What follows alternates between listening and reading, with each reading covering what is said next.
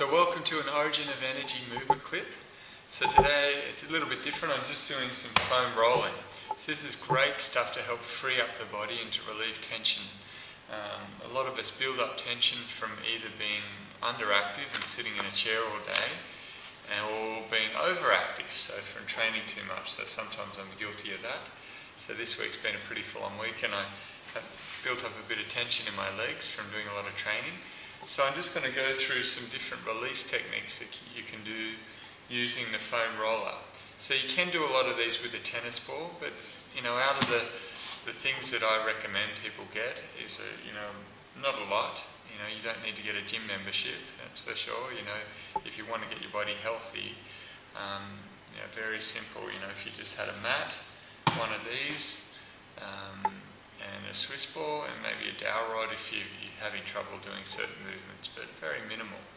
So from here, first thing I'm going to show you is going to be a long lie. Now this is an awesome movement because a lot of people are really restricted through their back, and all the anterior longitudinal ligament at the front of their spine is really quite tight.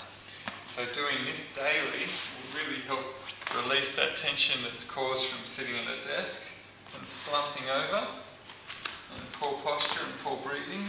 And this is great to do before you go to sleep each night, and just lying back and just focus on the breathing. 1, 2, and then 3, expand, and 3, 2, 1. And then from here just keeping the palms up and the shoulders down and relaxing the neck and lengthening the spine. So if you want to, you can just take it just slightly over the edge if you wanted to get some traction on the cervical spine if you had discomfort through there. But always, I recommend people go and see someone if they have any pain in the body.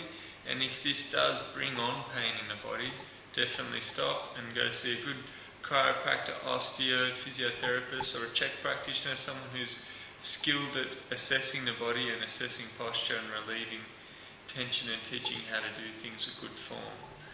Okay, so just as a basic technique though, just breathing in nice and deep, palms up. Start out with a couple of minutes and then build up to like 20 minutes. And if you do that, even doing 5 minutes daily is just such a great routine, and it's a great form of meditation just to breathe and do this.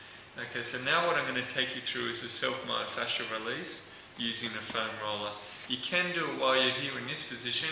You can just come to the side of the spine and then get the paraspinal muscles, the muscles running up and down the side, and come across the other side. But with all self-myofascial release, these 3 things are really key. Never go above a 7 out of 10 intensity. So if you feel like you've got a knot in the muscle, so there's a knot or there's a trigger point, don't let the intensity go higher than 7, because if it's too painful, it's going to make it worse. And then you want to work around, when you're doing it 2 to 3 spots within each muscle. If you go more than that, it's going to take forever.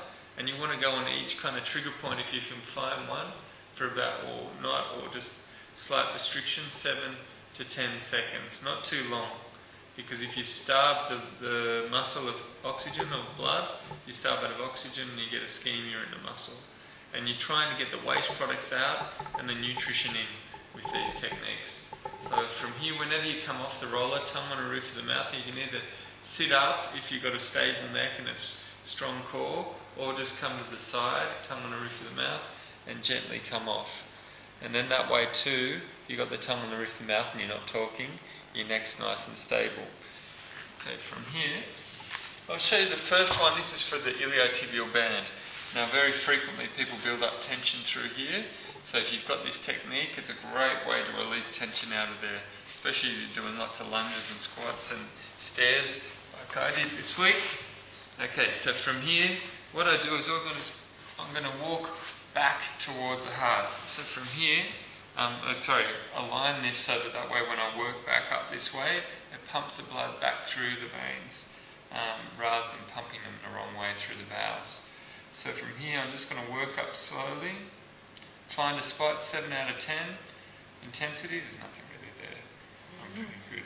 I was lucky I had a massage yesterday with Abra. I'm going to do a clip on him next week.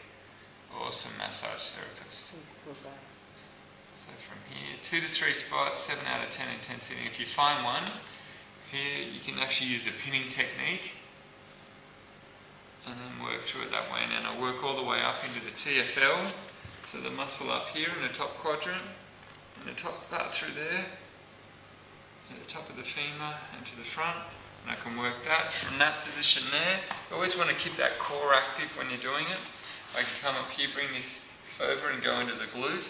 I can get the deep muscles of the glute, the external rotators, the piriformis here. Then I can come over and get the glute medius and minimus. And just the same thing, you really want to make sure you don't go overboard. Don't go above a 7 out of 10 intensity. Here I can lean forward and expose it more and open it up more. That's another great one. Another one you can do, this is for the quad. So starting at the knee and working your way down and then putting all the weight onto that quad if you need to. If you want to take weight out, just with all of them, bend the leg and put it down and take the weight out of it, because you don't want to go above that 7 out of 10. And if you find there's an area where it's quite tender, work around it. Don't go straight into it. And then from here I can work along. If I get a spot there and it's kind of there but it's not too bad, and I want to really free up the adhesions, because in the fascia, you know, the white sinewy layer you have over the muscle, you can free it up from the muscle by just doing a pinning technique like that, and that helps free it up, which is awesome. Now I can come right up into the top of the rectus femoris.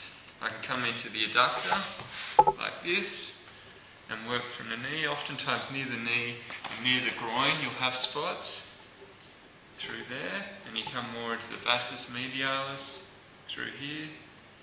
So these are great techniques. You can do the roller for the calf and the perineals. So along the side through here, you can work the perineals and coming up, and use that same pinning technique in the ankle.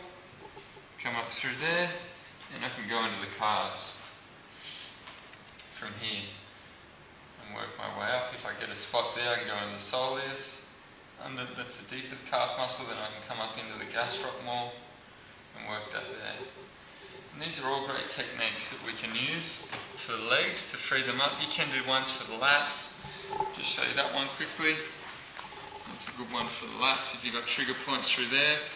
And same thing, if I find a spot that's not too bad, then I can do some active movement through there. It's a bit more difficult because it's a bit more restricted. And come up into the armpit and even get some of the teres minus, teres major muscles under there. But these are great techniques, but make sure you keep good form. Remember those three things: 7 out of 10 intensity, and make sure 7 to 10 seconds in each spot, and then 2 to 3 spots in each muscle, not too much. And this is great to do before you go to sleep in the evening, or if you're going to train and you feel a little bit tired, it's a great warm-up to get the blood flowing, but also to free up any restrictions, and then you do your stretching after that. So enjoy, keep having fun and loving life, and know that you can do so much for your body to get more out of life, and I'll see you soon.